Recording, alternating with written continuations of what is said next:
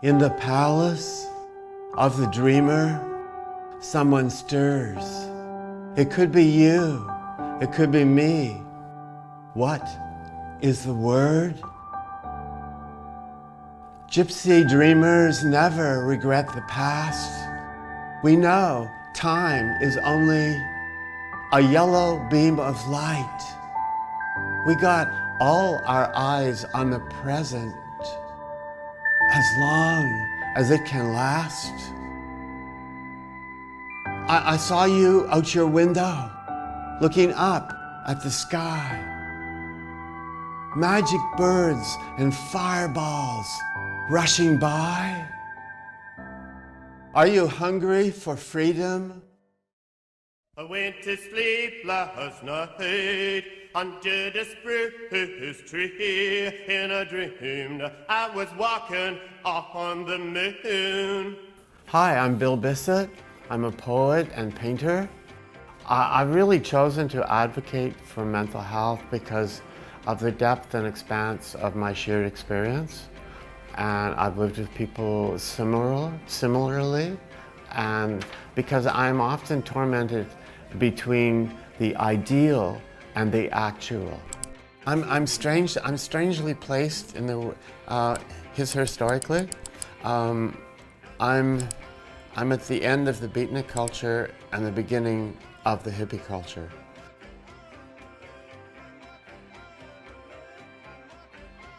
And the beatnik culture really came from words that some of the beat poets in the United States actually used. And it actually meant something like we're exhausted with mainstream ideologies. We're exhausted with trying to be how society wants us to be. And that's how I interpret it, but I was at the end of it. And so those people were like my parents, actually, Jack Kerouac, Allen Ginsberg, Diane DePrima, a little younger than them, but still older than me, and some of them a lot older than me. I did identify with them in part, because part of what gave me the courage to leave home with my first close friend was the writings of Jack Kerouac, On the Road, and Subterraneans. I love Subterraneans. And everyone was always going on the road then, and you could hitchhike and nothing horrible happened. And you could just go anywhere. You just go anywhere. It was amazing. Now, of course, you might not survive the ride, and because life is so different now.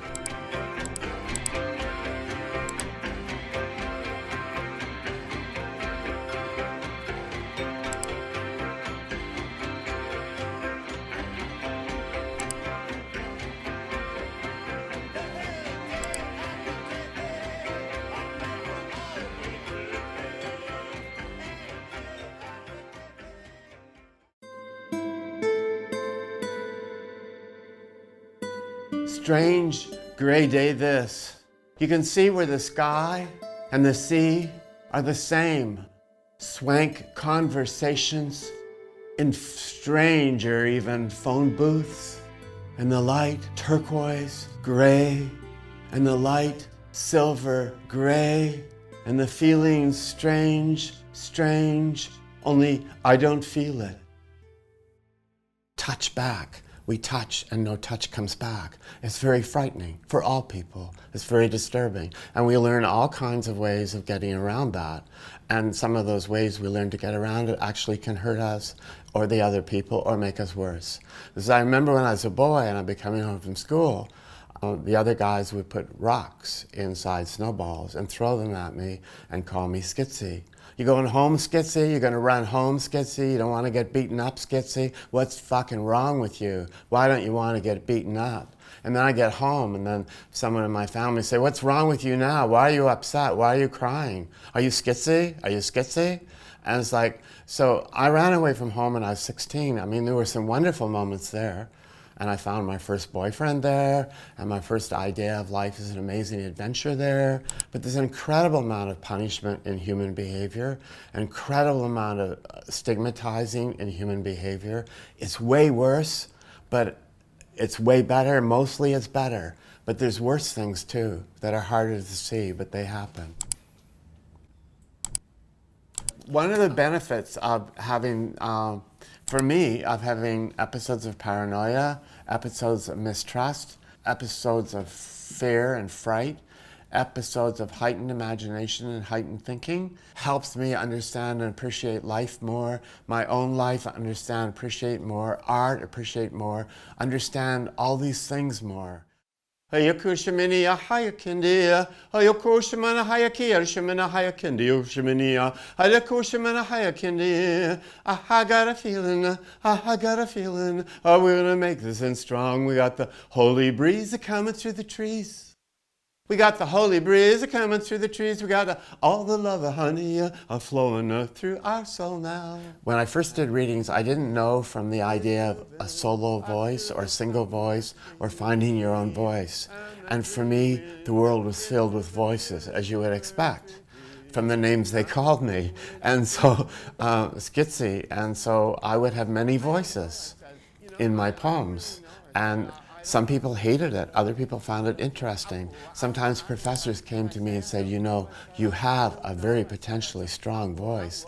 Why don't you develop your real strong voice that's really you? Stars, you know, all over spilling, you know, all over the skies, all over the wise, all over. We can do so many things. We can forgive, we can accept, we can object, we can do tangos with our voice, we can do waltzes with our voices, we can shatter all the melodic rhythms with our voices and do hip hop with our voices and do melodic tropes with our voices. So why not do them all if we feel, you know? His arms around him and all the rain trembling in his arms. I would sum up my style by describing, I kind of write in about 7 approaches. And I kind of love writing in 7 approaches. So that I kind of, authors creates multiplicity. I like writing narrative. I like writing his historical narrative. I love writing sound poetry. That's a big love for me. And I love writing visual poetry. That's another big love for me. From the very beginning. When I heard Edith Sitwell, I had a recording of her reading this work she wrote. And she did sound poetry. It would be called sound poetry today. And it was like amazing. And I thought, I want to be in that world. That's the world I want to be in. We were when we were with the stars. Are we seeing the stars that are there now? Or are they there then? Are they then there? Are we then there? Are we now? So many stars. So many stars. I would say my greatest achievement in life is when I can do constructive action, activity, to help myself or to help others, be myself or to be with others without worrying so much. Those are my greatest achievements. I love those moments when I feel this is really enough, this is okay. But then I do understand that every moment changes to every other moment. Also, I think it's wonderful when I don't feel bereft, because a lot of us spend inordinate amounts of time by ourselves. And then it's too much. We spend too much time by ourselves for a human being, I think. We're not made that way. I think that's a tragedy of human life as well. Because we can start to think negative things, we can start to think awful things, and we can lose the ability to check the awful things at the door. Sometimes I go, up brain, come on brain, get up there, you know, like don't go in there, because, you know, it's not like that. That isn't true, you know. Life is not terrible and horrible, you know. It can be, and it is sometimes. I was watching broadcast news the other night, and I saw that the salmon talks will resume on Monday. And I said to myself, well, thank God, at least the salmon are talking. I like your poetry. Oh, thank you so much. I'm happy now. Yes, I am happy now. Yeah, I am happy now. Being completely happy is kind of a confection. It's kind of a luxury. It's kind of something that I don't think people really actually feel all the time, because conditions are not good enough for people to feel really happy all the time. It would be foolish to be happy all the time. I have alternate ideas about my regrets in life, like I'm sure everyone. In CBT, they talk about this idea of a thought trap. And if I regret that my relationship with my father wasn't more better, that's a thought trap, and then there's no way out. So often these thought traps or rabbit holes need a little more memory. I remember the last time we spoke, I told him I loved him, and he told me he loved me. And I'm very proud of a lot of work he did in public. He was Viola Desmond's lawyer, which when I lived with him, I didn't even know. I didn't.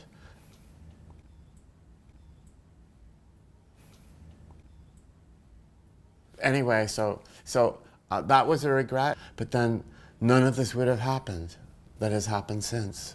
And wonderful things have happened, tragic things that have happened in everyone's life. So I'm starting to think there's no reason to regret something. Of course I haven't been perfect. No one I've been with has been perfect. So regrets are almost pointless, like Edith Piaf said. What did she say? Regret rien, ouais? I had no regrets. Yeah. Regret nothing. Regrets rien. My message of hope is not to try to live a normal life. Forget living a normal life. That's my message of hope. My message of hope is try and most successfully, most organically, most exquisitely, most happily live your own life. Are you hungry for freedom? For more magic birds swooping the air? Are you dreaming? Are you dreaming? Are you dreaming? We ride the night winds on an easy breeze. We melt all the bridges of our minds. And when we were with them singing, when we were with them singing, and when they were with us singing, and when they were with us singing, and every time we go out, we're dancing. Every time we go out, we're dancing.